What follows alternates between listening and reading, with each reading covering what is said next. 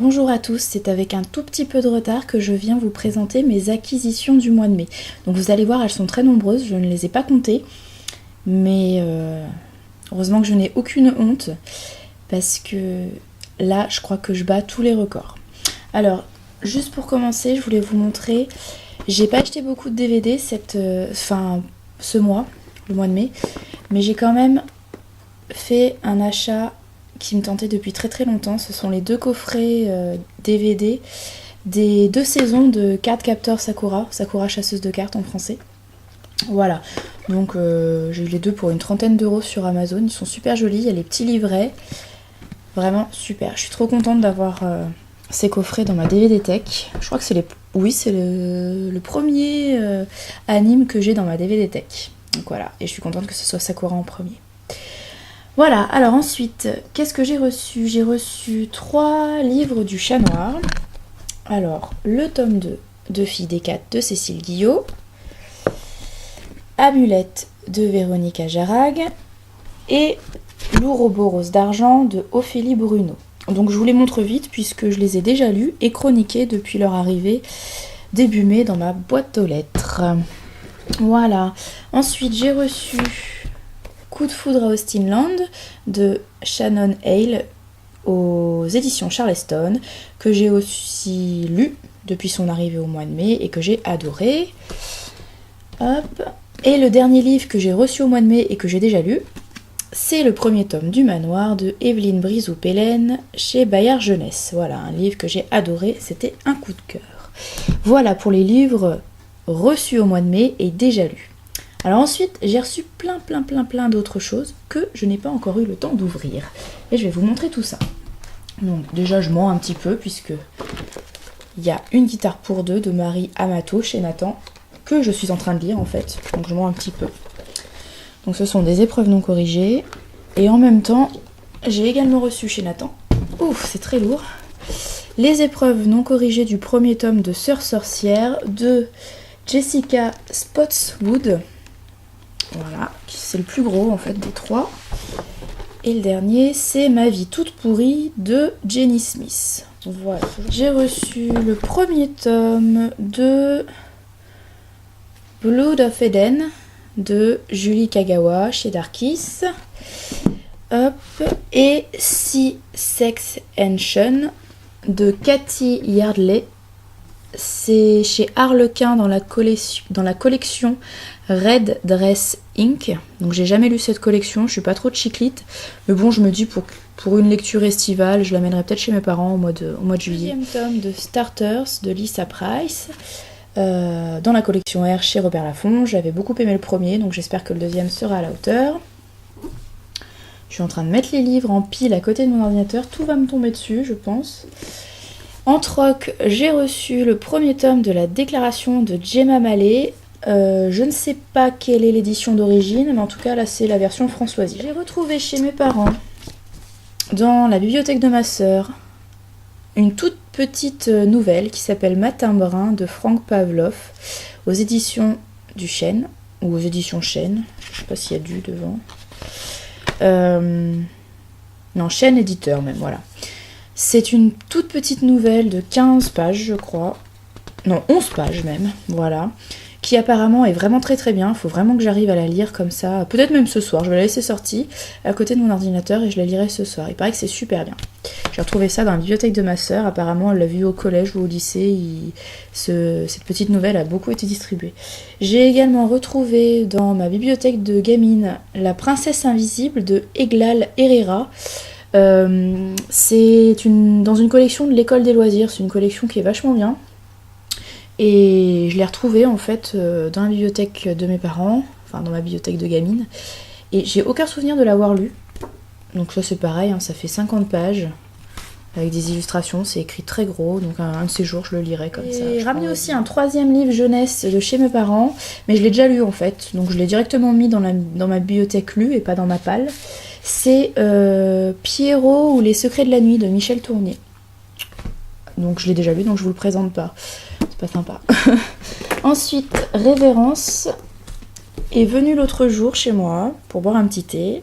Et surprise, elle m'a ramené une édition de Tarandole de Barjavel pour ma petite collection. D'ailleurs, Cali, je ne t'oublie pas, un jour je ferai les photos et un jour je ferai la liste des livres de Barjavel que j'ai. Il faudrait vraiment que je m'y mette parce qu'avec les vides-greniers qui vont vraiment se multiplier avec les beaux jours, il faut que je mette ça à jour. Mais pour moi aussi, parce que je fais pas mal de vides-greniers, donc je sais même pas ce que j'ai de Barjavel.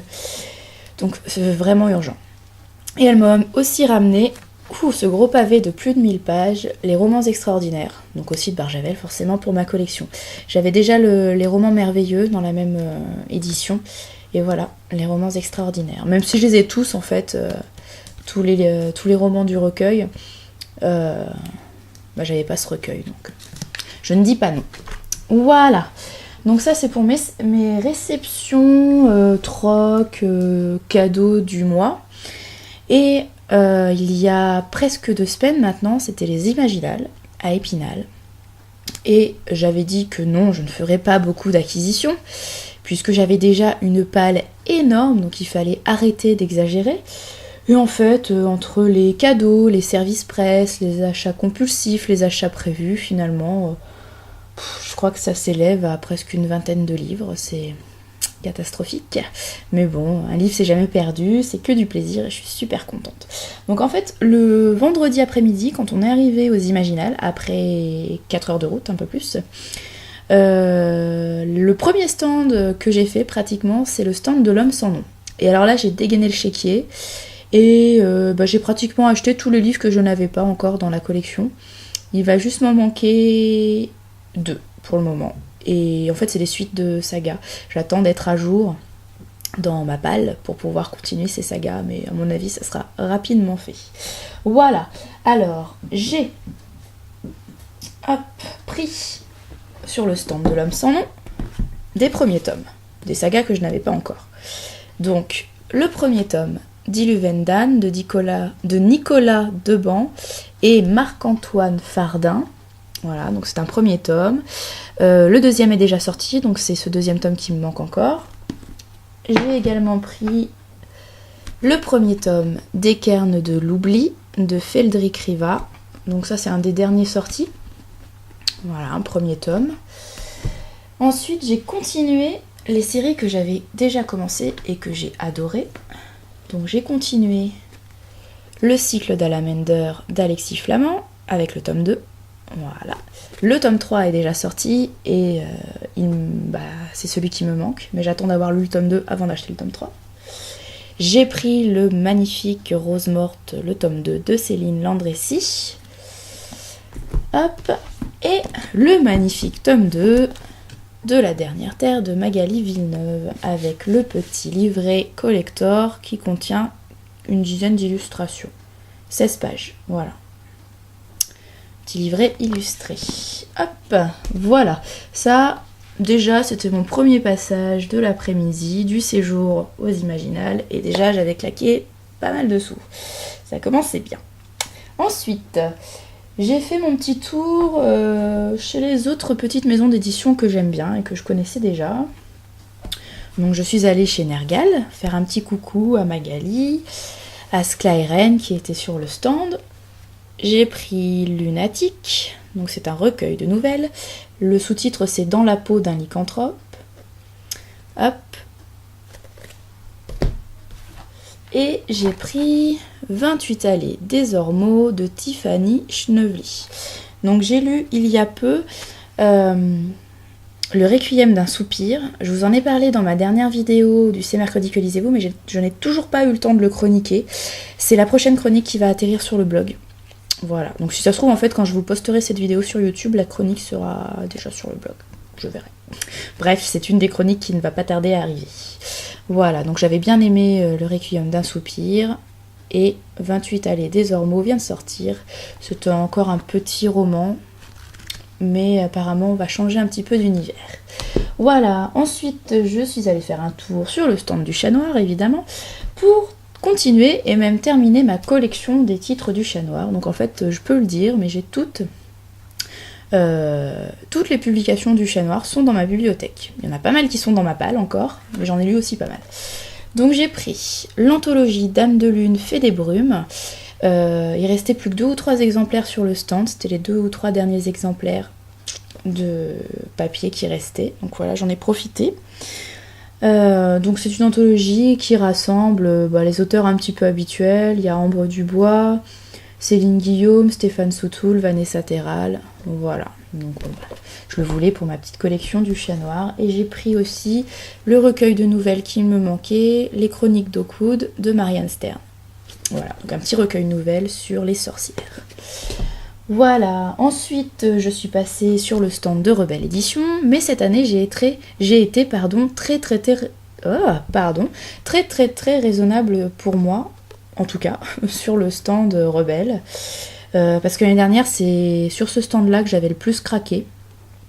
Il y avait un prix, je crois que c'était 2 ou 3 livres achetés, un livre offert, donc j'étais partie avec 4 ou 5 livres.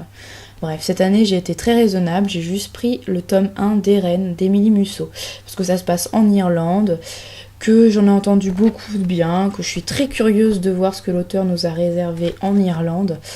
Bon, bref, vous le comprenez, moi c'est surtout l'Irlande qui m'a attirée dans ce titre-là, et puis bon, il y a de bons échos, donc j'espère que ça me plaira aussi. Voilà. Ensuite, j'ai découvert d'autres petites maisons d'édition, enfin découvert, non, c'est pas vrai, mais je me suis un petit peu plus penchée sur les stands. Je suis allée faire un tour du côté du stand Locomodo et Midgard. Alors, à Locomodo, j'ai pris le dernier de Mathieu Guibé qui s'appelle À un sanglot de moi, tu reposes. Voilà, vous voyez, c'est un petit poche, un petit recueil de nouvelles. J'ai déjà lu la plupart des nouvelles dans le recueil Germinescence, mais là, il y a quelques inédites. Donc, il y en a quelques-unes qui sont inédites, c'est plus joli. Voilà, donc j'ai pas hésité à le prendre. En plus, la couverture signée Alexandra Weibach est magnifique. C'est l'illustratrice qui a aussi fait la couverture de l'autre roman de Mathieu Guibé, Even Dead Things Feel Your Love. Voilà. Et donc ensuite, à Midgard, on s'est arrêté avec les filles, juste pour regarder les horaires de dédicaces, et en fait on s'est fait happer par 2 auteurs qui nous ont tellement bien vendu leurs livres et qui étaient tellement sympathiques que j'ai pas pu dire non et je suis repartie avec. Mais après je me suis dit c'est bon, je m'éloigne du stand, de ce stand là, c'est le stand de la tentation, donc je n'y reste pas. J'ai pris Damien Locke de Shan Milan. C'est une jeune auteure, toute rigolote, toute petite, rousse, super sympa, qui m'a vraiment bien vendu son livre. Voilà, donc j'ai hâte de le lire. Ouais. J'espère que je pourrai vous en parler bientôt si j'ai le temps de le lire. Et ensuite, juste à côté de Shan Milan, il y avait Olivier Gay, avec son boucher. J'en avais entendu énormément de bien, et comme le jeune homme est très sympathique et qu'il nous a bien vendu son livre, voilà, je me suis laissée tenter. Et j'ai pris le boucher que j'espère pouvoir lire bientôt également. Ensuite, dernier passage sur un petit stand entre guillemets, c'était le dimanche matin. Alors j'avais déjà beaucoup dépensé et le vendredi et le samedi, donc je m'étais dit le dimanche matin, non, tu fais juste un petit tour mais tu n'achètes plus rien. Et évidemment nous sommes allés faire un tour sur le stand des éditions d'Uriez, et je suis repartie avec 3 livres. Mais à part ça, je ne devais rien acheter. Donc j'ai pris un petit recueil de nouvelles, Dernière semaine d'un reptile, de Franck Ferric. Alors il y avait d'autres livres de Franck Ferric qui me tentaient aussi énormément, mais je me suis dit que pour commencer, ça serait pas mal de prendre un recueil de nouvelles, puis aussi par rapport au prix, c'est un poche, donc c'était beaucoup plus avantageux qu'un gros roman. Donc je me suis tournée vers ce recueil de nouvelles. Ça a l'air bien barré, l'auteur a l'air pas mal barré aussi, mais j'aime bien, ça me tente bien. Je pense que je vais le lire très rapidement parce que ça a l'air assez court. J'ai très envie de lire des nouvelles en ce moment, je sais pas pourquoi. Il y a encore quelques mois, j'aimais pas du tout les recueils de nouvelles, mais en ce moment j'ai envie de lire que ça, pratiquement. Voilà, donc je pense que je vais le lire très bientôt. Et ensuite, j'ai lu un livre qui me tentait depuis sa sortie. C'est un gros pavé. C'est Au sortir de l'ombre de Siven. Voilà. J'en ai entendu énormément de bien. Ça se passe à Londres en 1889. Voilà. je sais pas, la couverture m'intriguait depuis très longtemps. Je me suis dit, allez, c'est le moment ou jamais d'acheter. Et pour ces achats, je suis repartie du stand avec un petit cadeau. C'est le premier tome de la revue. On va dire que ça, c'est une revue. Mythologica. Voilà, spécial fantasy. Donc avec des nouvelles, avec des petites interviews, je crois. Oui, exact. Donc un petit recueil sympathique. Que je n'ai pas encore eu l'occasion de feuilleter, mais ça viendra. Voilà. Et puis bon, parce que les Imaginales, ce n'est pas que les petits auteurs, et que même si j'aime bien privilégier les petits auteurs, j'achète aussi aux grandes maisons. Même si c'est vrai que les grandes maisons, je préfère acheter d'occasion. Voilà, je préfère dépenser mon argent dans des produits neufs chez les petites maisons que chez les grandes. Puis bon, je trouve plus facilement de l'occasion quand ce sont des grandes maisons d'édition. Voilà. J'ai quand même pris le premier tome du Puits des Mémoires de Gabriel Katz chez Scrinéo. Alors c'est pas vraiment une très très grande maison, Scrinéo, mais bon. Alors j'en ai entendu énormément de bien. Sur la blogosphère notamment. Et en fait, Gabriel Katz, j'ai discuté 5-10 minutes avec lui, il est vraiment très sympathique. Je me serais écoutée, j'aurais pris la trilogie complète, mais je me suis dit non, tu te calmes, tu prends quand même que le premier tome. Oui, un monsieur très sympathique, on a parlé blogosphère, on a parlé lectrice de fantasy, parce qu'il a été très surpris de voir que il y avait des filles qui lisaient de la fantasy. Et oui, il y a pas mal de filles de plus en plus qui lisent de la littérature imaginaire. Voilà, donc un bonhomme super sympathique, et j'espère vraiment que j'aimerai sa trilogie. En tout cas, ce premier tome pour commencer. Ensuite, comme je devais aller voir Mathieu Gaborit pour faire dédicacer un des livres de révérence, pendant que Mathieu Gaborit dédicaçait le livre en question, j'ai regardé un petit peu ce qu'il y avait devant. Et en fait, j'ai découvert ce titre, Bohème, que je ne connaissais absolument pas. Donc c'est un livre steampunk, que j'ai été voir les avis qui sont un petit peu mitigés, donc j'espère que ça me plaira quand même. Mais voilà, je me suis dit un poche steampunk, j'en ai quand même pas énormément dans ma bibliothèque. Mathieu Gaborit, c'est un grand nom que je n'ai encore jamais lu, voilà. Tout était réuni pour que je craque et que je l'achète. J'ai été très surprise de découvrir cet auteur. Je l'avais jamais rencontré et je l'ai trouvé assez timide. Voilà, très gentil, très abordable, mais assez timide. C'est un grand nom, on pourrait croire qu'il est très habitué aux dédicaces, etc. Mais très timide, c'est assez surprenant, mais très gentil. Ensuite, Tsuki m'a offert Ce qui nous lie de Samantha Bailly. Donc Samantha Bailly, c'était l'auteur coup de cœur des Imaginales cette année, donc elle était très demandée. Voilà, j'avais déjà acheté un de ses livres au Salon du Livre 2010 ou 2011, je sais plus quand j'étais au Salon du Livre, de Paris. Je lui avais pris le premier tome de sa trilogie Au-delà de l'horizon, qui était édité chez Feu 1000 saisons. Voilà, maintenant la trilogie a été rééditée chez Brajlon. Je sais pas si j'arriverai à trouver les tomes 2 et 3 dans l'ancienne édition 1000 saisons, on verra. Bref, j'avais pas prévu d'acheter ce livre de toute façon, puisque comme beaucoup l'ont déjà dit, je trouve qu'il est hyper cher, 15,20€ pour un livre qui fait 250 pages et qui se lit apparemment en 2 ou 3 heures, voilà. Donc j'avais pas prévu de l'acheter. Et donc j'ai été super contente quand Tsuki m'a dit mais je l'ai en double, je te le donne, voilà. Donc j'ai maintenant Ce qui nous lie de Samantha Bailly et je vais pouvoir me faire ma propre idée. J'ai vu qu'il y en a qui l'avaient adoré, vraiment, et d'autres qui ont été super déçus. Donc je suis curieuse. Et enfin, le dernier livre vraiment que j'aurais acheté, c'était vraiment le livre que je voulais acheter aux Imaginales, c'est le premier tome de Martyr de Oliver Perru. Ou Olivier, Oliver ou Olivier, peu importe. Voilà, j'avais adoré Druide et je voulais absolument ce premier tome de cette nouvelle saga. Monsieur Perru, c'est vraiment mon coup de cœur des Imaginales depuis 2 ans. Déjà l'année dernière, c'était mon coup de cœur et là, c'est la 2e année. Je le trouve hyper gentil, hyper abordable, très charmeur, à faire des clins d'œil à tout va. Voilà, on peut discuter avec lui, il est vraiment très à l'écoute de ses lecteurs. Par contre, il est assez bavard et il ne sait pas dessiner en parlant. Ce qui fait que s'il y a déjà une bonne petite queue de personnes qui attendent une dédicace derrière, vous risquez de vous faire un peu taper sur les doigts si vous parlez trop longtemps à Monsieur Perru. Voilà, je vous montre juste la dédicace vite fait. Alors il m'a dit que c'était un personnage moche mais que c'était son préféré. Voilà, c'est pour ça qu'il m'a fait... J'espère, parce que c'est vrai qu'il est pas très attrayant ce monsieur. Voilà, mon dernier achat aux Imaginales, et c'est déjà pas mal. Donc je ne compte pas, je compterai après, pour mettre en description de la vidéo. J'ose même pas compter le nombre de livres que j'ai reçus ce mois, surtout si je le compare avec le nombre de livres lus. Mais ça sera pour la prochaine vidéo. Je vous parlerai des livres lus au mois de mai.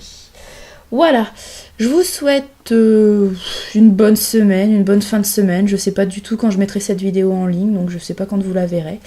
Je vous dis juste à tout de suite pour la prochaine vidéo qui sera cette fois pour vous présenter le bilan de mes lectures du mois de mai. Je vais y arriver, il est tard. Voilà, j'arrête là. A tout de suite si je tourne tout de suite cette vidéo, sinon à un de ces jours pour le bilan des lectures du mois de mai.